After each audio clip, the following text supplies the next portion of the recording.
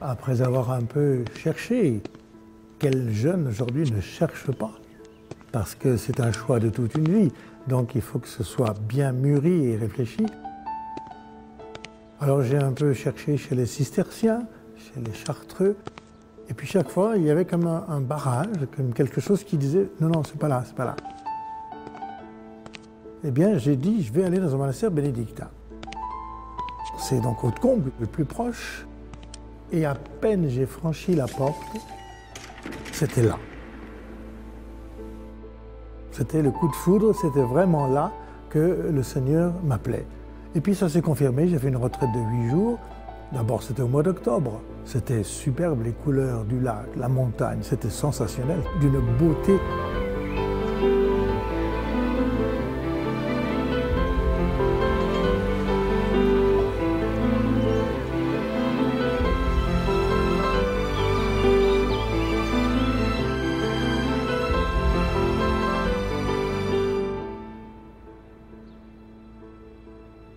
Saint Bernard, figure fondatrice de l'ordre des moines cisterciens durant le XIIe siècle, écrit « Croisant mon expérience, tu trouveras quelque chose de plus dans les bois que dans les livres.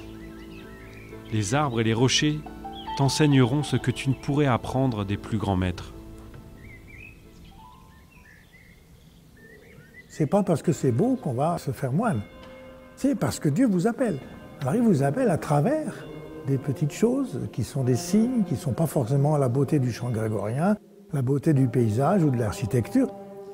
Non, c'est parce qu'il vous appelle et qu'il prend la place la plus importante dans votre cœur. Alors voilà, j'ai été appelé là, j'y ai vécu 32 ans de ma vie, et très heureux, mais vraiment une vie merveilleuse. Voilà.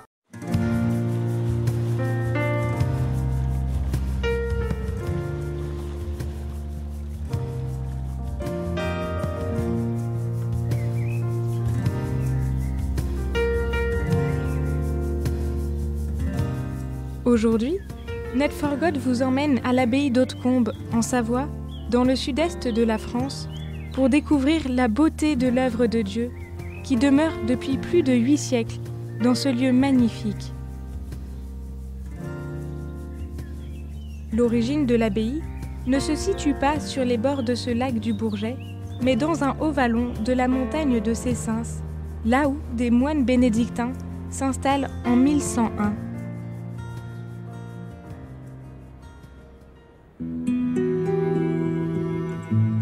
Devenus cisterciens, suite au passage de Saint Bernard de Clairvaux, ils descendent de l'autre côté du lac en 1137 et commencent la construction de l'abbaye d'Hautecombe sur un promontoire naturel, à l'endroit où ils avaient vu se poser une lueur divine une nuit.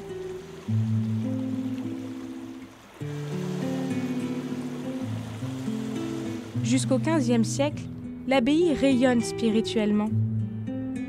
Mais au XVIe siècle, passant dans les mains d'abbés plus disposés à profiter des revenus de l'abbaye que de l'entretenir, elle finit par tomber en ruine. Déclarée bien nationale à la Révolution française, elle est pillée, puis abandonnée pendant 17 ans. Mais au XIXe siècle, le roi de Piémont-Sardaigne, Charles Félix, fait restaurer l'abbaye d'Hautecombe par un architecte italien, Ernest Melano, afin d'en faire une nécropole en hommage à ses ancêtres. Charles Félix demande aussi à ce que les moines cisterciens reviennent sur les lieux en 1826 et redonnent ainsi à cette abbaye sa vocation de lieu de silence et de prière.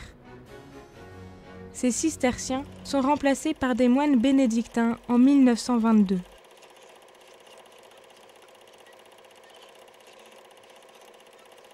Moi, je suis arrivé là 38 ans après, en 60. Je me suis rendu compte d'une chose que j'avais vécue, c'est qu'il y avait déjà beaucoup d'occupations touristiques, beaucoup de fréquentation à Hautecombe.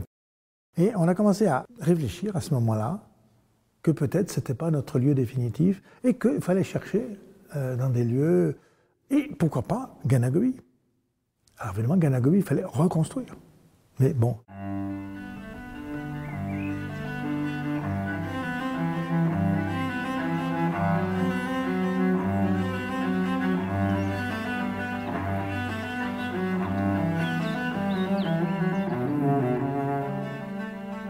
Après avoir redressé les murs du prieuré de Ganagobi en Provence, pour continuer à mener la vie monastique dans l'esprit de saint Benoît, les moines décident de quitter Hautecombe en 1992. Mais auparavant, il faut trouver pour l'abbaye une communauté religieuse qui assure le relais. Pour avancer dans ce discernement, Dom Michel Pascal se rend à Marseille, dans le sud de la France, pour vivre une retraite spirituelle en silence, animée par la communauté du Chemin Neuf, une communauté catholique internationale à vocation œcuménique. C'est là qu'il rencontre sœur Jacqueline, cofondatrice de la communauté. Dès le premier jour, elle m'a dit « Pourquoi tu es venu là, Michel ?» Alors j'ai dit « Écoute, je suis venu pour demander au Seigneur des remplaçants. » Alors elle m'a dit « Mais tu as demandé à Laurent ?» Je dis « Ben oui, mais il m'a dit « Mais il faut redemander. » C'est alors qu'une fois rentré de Marseille, Dom Michel appelle avec l'archevêque de Chambéry, Monseigneur Fate, le père Laurent Fabre, fondateur et responsable de la communauté du Chemin Neuf. Nous sommes en 1991, la veille de la fête de Pentecôte. En effet, je recevais un coup de téléphone de Dom Michel, et il me disait ceci. En ce moment, je suis à l'archevêché de Chambéry. L'archevêque de Chambéry, Monseigneur Fate, entend notre conversation. Avant de nous dire une troisième fois que vous ne pouvez pas venir, venez au moins visiter et ensuite vous verrez. Alors je ne pouvais que suivre cette injonction et quelques jours après, je me trouvais dans cette magnifique abbaye d'Hautecombe.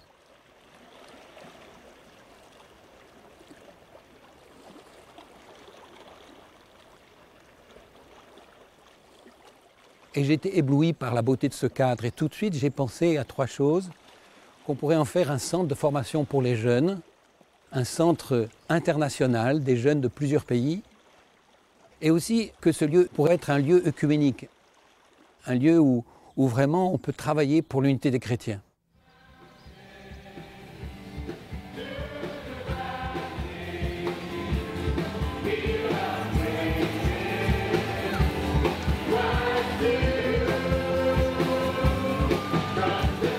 C'est ainsi que depuis 1992, l'abbaye accueille chaque année des milliers de personnes de tout pays, de toute confession chrétienne. Festivals et retraites pour les jeunes, sessions canapes pour les couples et familles, colloques œcuméniques se succèdent au fil des mois. Autant d'occasions pour découvrir la force du salut en Jésus-Christ pour tout homme. Tout au long de l'année, l'abbaye demeure un centre international de formation où une soixantaine de jeunes des 5 continents et de différentes églises suivent ensemble 3 à 9 mois de formation biblique, théologique et communautaire appelée le cycle A ou le cycle C. Une occasion privilégiée pour chacun d'eux de se former pour partir ensuite en mission au service de l'Église et du monde.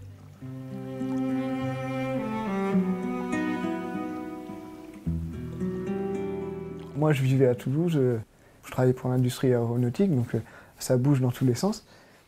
Et c'est vrai qu'aller à Hautecombe et vivre dans cette abbaye reculée, bah, ça aide vraiment à se poser, à prendre du temps. Surtout prendre du temps, aujourd'hui, c'est pas simple. Moi, je pense que ça m'a vraiment aidé pour vraiment accueillir Dieu et pouvoir prendre du temps avec lui.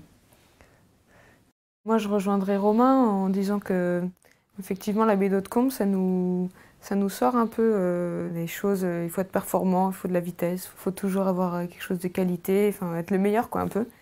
Et donc, être à Hautecombe, c'est un lieu de calme, de repos. Et ça a permis, enfin, moi en tout cas, de me retrouver moi-même, de recentrer ma vie, de relire ce que j'avais vécu pour mieux appréhender aussi le futur.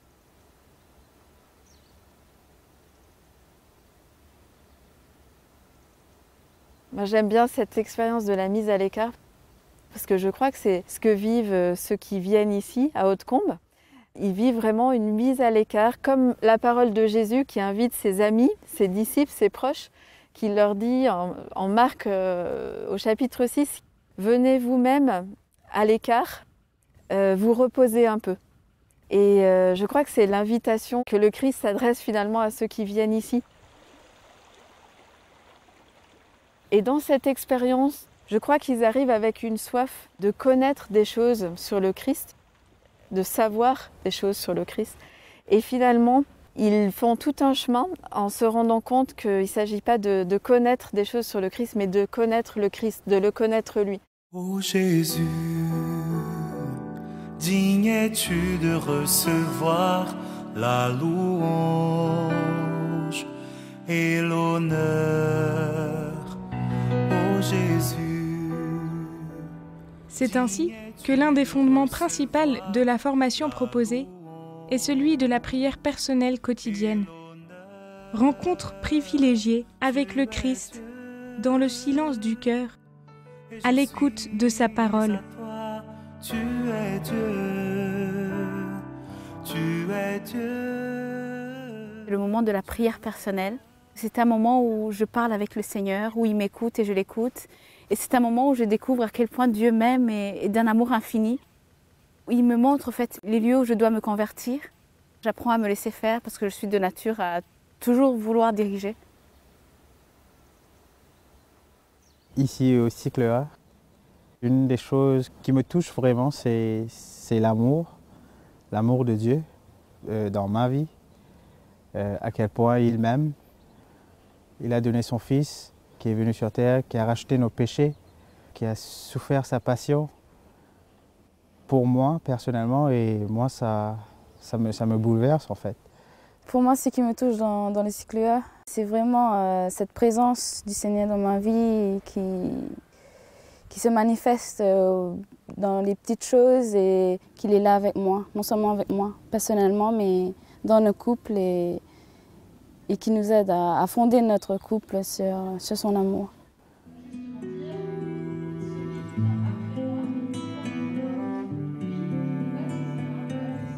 Chaque semaine, des enseignements avec des intervenants d'origines variées apportent à chacun une initiation à l'écriture sainte, à la théologie et à l'histoire de l'Église. En abordant de grandes questions contemporaines, ces enseignements permettent de se situer en tant que chrétien dans le monde.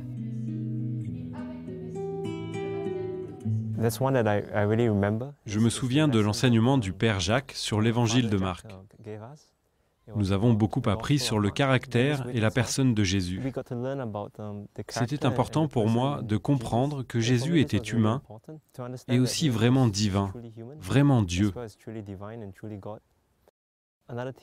J'ai aussi apprécié un enseignement de Catherine Denis sur la morale et l'éthique. La question principale est comment accueillir et comprendre ces sujets sensibles comme l'avortement, la sexualité et l'homosexualité, et comment transmettre ces messages au monde extérieur avec tact et profondeur. Cette formation que je vis ici et qui me transforme, j'aimerais la partager aux autres. Qu'est-ce qu'être un homme, une femme, avoir une famille, et comment cela construit la société.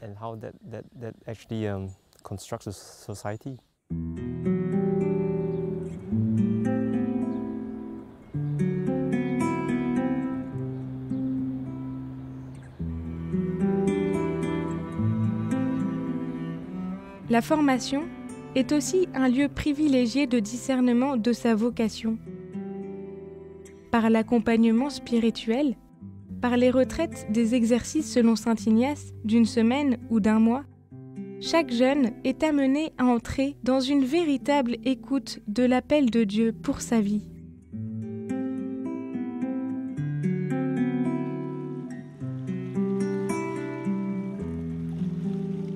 Les exercices spirituels, c'est une pédagogie de la décision, une pédagogie de l'engagement à la suite du Christ pour poser la question au Seigneur. Seigneur, quelle est ta volonté ? C'est sûr que la volonté de l'homme, ma volonté et la volonté de Dieu diffèrent, elles sont différentes. Jésus lui-même vit cela à Gethsémani, non pas ma volonté, mais la tienne. Mais dans l'amour, dans le mystère de l'amour, dans la réalité de l'amour, les volontés peuvent s'accorder, se rencontrer, peuvent communier finalement l'une à l'autre. Et dans les exercices spirituels, peut-être le plus important, c'est que la personne puisse rencontrer Dieu comme un Dieu d'amour, rencontrer Dieu qui a un projet d'amour depuis toujours pour la personne.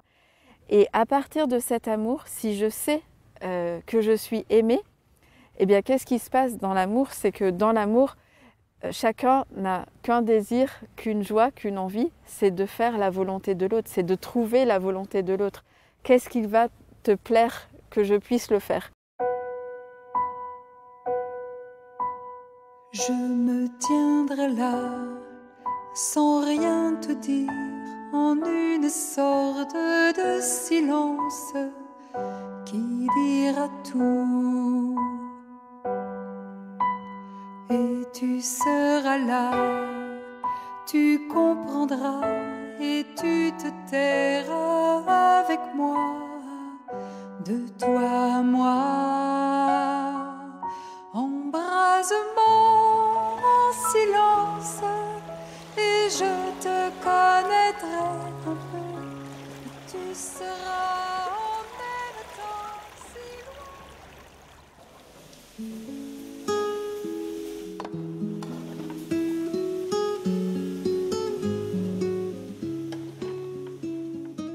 Le partage en fraternité, les repas, les services de la maison sont autant d'occasions d'apprendre à recevoir l'autre comme un frère et de répondre à la prière du Christ.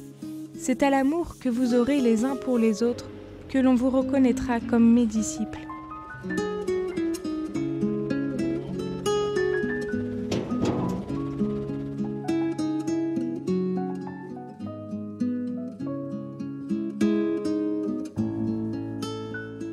Ce qui m'a vraiment marqué avec le Seigneur, c'est qu'on est tous à sa recherche, on est tous à la recherche de la vérité, de l'amour. Et quelles que soient nos origines, notre nationalité, notre couleur de peau, on a ce lien très fort, ce désir d'unité qui nous rassemble et qui donne des relations merveilleuses.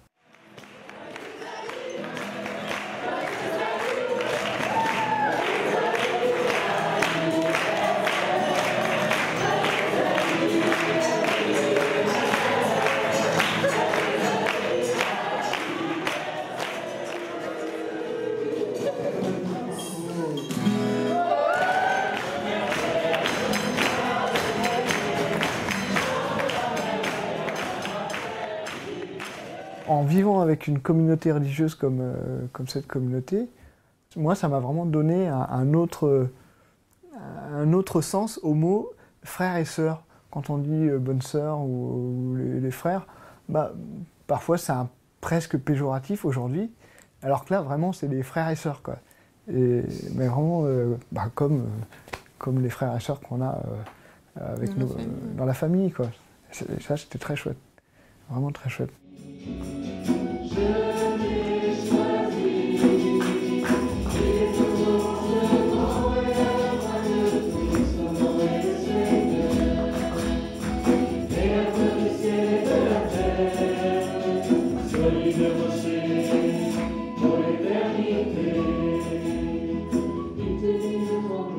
C'est très beau de voir comment les jeunes qui passent ici à Hautecombe peuvent vivre comme une transformation dans leur vie.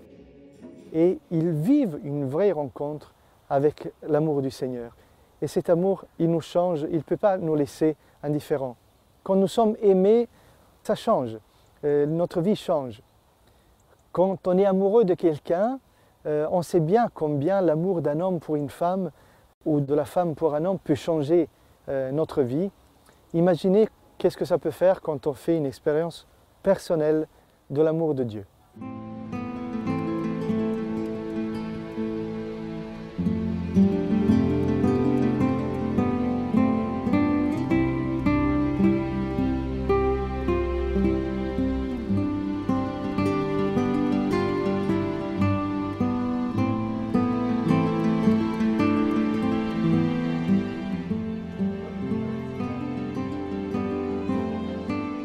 Ce que le Seigneur est venu faire pendant ce cycle-là.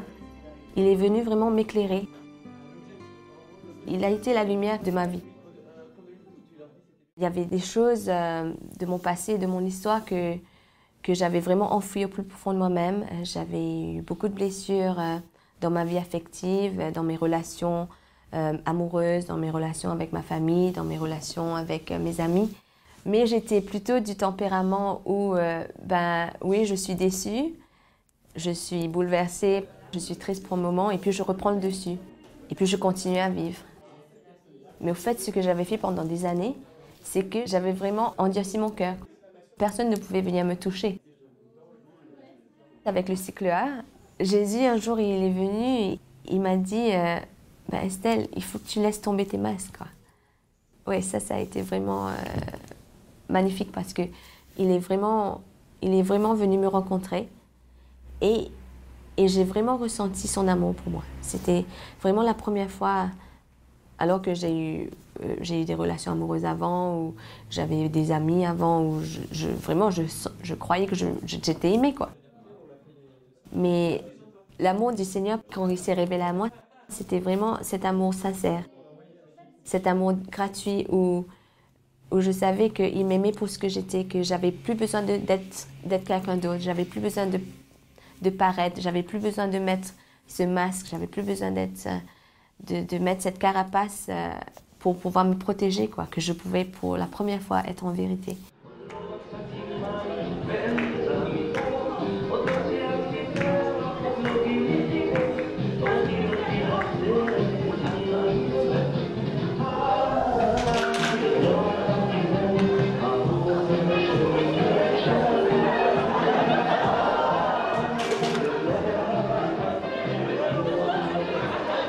Au fond, ici, c'est une école de disciples. Et au cœur de cette école de disciples, il y a la gratuité de la prière, la gratuité du don, la gratuité de l'amour. Nous pouvons dire que cette abbaye d'Hautecombe a été un lieu privilégié pour nous, comme une sorte de lieu source. Et on peut dire que grâce à ce lieu, nous avons découvert plusieurs choses. On a découvert un peu plus la beauté de la liturgie. C'est la première fois dans ce lieu que notre communauté a revêtu des aubes. Et nous avons gardé ce signe du baptême commun qu'il y a entre nous, que l'on soit protestant ou catholique. Nous avons tous le même baptême, que l'on soit homme ou femme, que l'on soit célibataire consacré, prêtre ou marié. Nous avons tous le même baptême. Et l'aube, c'est le signe du baptême. La deuxième chose qu'on a découvert un peu plus et qu'on approfondit toujours, c'est l'importance de cette collaboration entre les différents pays. L'importance, j'allais dire, de ce pardon. Nos pays, en Europe, en Afrique ou ailleurs, ont été traversés, sont encore traversés par la guerre. Et au fond, ce lieu d'Hautecombe est un lieu extraordinaire de réconciliation. Un lieu interracial, un lieu même, j'allais dire, œcuménique, où des frères et sœurs de différentes églises apprennent aussi à se réconcilier et à se demander pardon.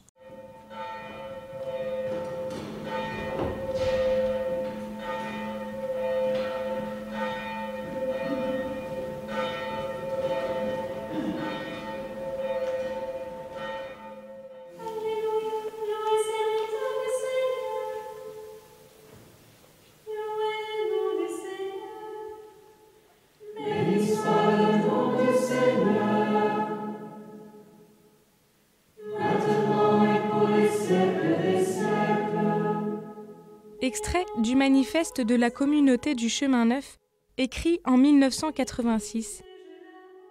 Parce que la division des chrétiens est le plus grand obstacle à l'évangélisation, parce que nous croyons que sera exaucée la prière de Jésus-Christ pour l'unité, que tous soient un, afin que le monde croie. Ensemble, orthodoxes, protestants, catholiques, sans plus attendre, nous empruntons l'humble chemin d'une vie quotidienne partagée.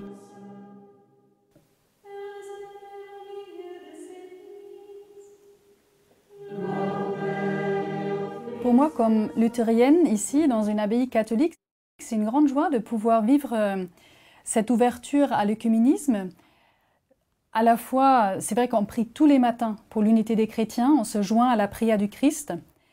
Et puis très concrètement, nous avons des très bonnes relations avec les églises dans la région. Donc, les jeunes m'accompagnent au culte réformé ou on peut partir à d'autres célébrations évangéliques ou orthodoxes. On invite les ministres de ces églises de venir enseigner ici. Et c'est comme ça, par des rencontres très concrètes et des échanges, que des barrières peuvent tomber, que des préjugés puissent être corrigés et qu'on peut avancer ensemble. À Hautecombe, j'ai pu, comme le dit la prière pour l'unité des chrétiens, expérimenter la douleur de la séparation. C'est-à-dire que j'ai vécu durant plusieurs mois avec des frères séparés, puisque c'est l'expression qu'on utilise, et je les ai aimés, ils m'ont aimé. On est devenus amis, frères et sœurs, dans le Christ, à cause du Christ.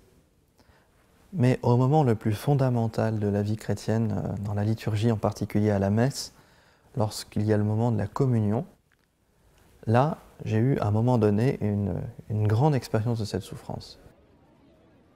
Je n'ai pas pu communier avec eux. Et eux n'ont pas pu communier avec moi. Et ça a été l'expérience d'une grande douleur, une grande souffrance, parce que pour un chrétien, l'essentiel, c'est d'être à la suite du Christ. Et précisément, cet essentiel-là n'était pas possible. Le vivre ensemble à ce moment-là de cet essentiel n'était plus possible. Et ça a été vraiment très dur pour moi. Et au cœur de cette souffrance, le Seigneur, précisément, prend sa place. Et en prenant sa place, il y met tout son amour. Et nous montre que lui, et lui seul, peut faire cette unité. Autrement dit, j'ai vu, j'ai touché du doigt cette toute-puissance d'amour de Dieu qui vient nous réconcilier nous-mêmes avec nous-mêmes, nous-mêmes avec le Christ et nous-mêmes avec les autres.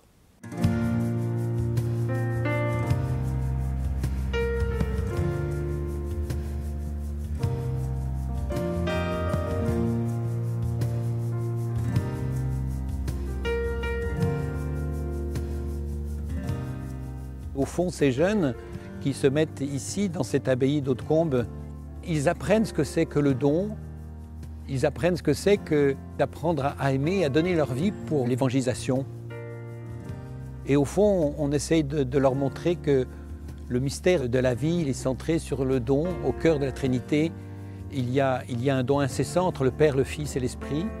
Et apprendre à donner du temps pour évangéliser, apprendre à donner du temps pour les autres, c'est ça qui est bon, c'est ça qui nous donne la joie.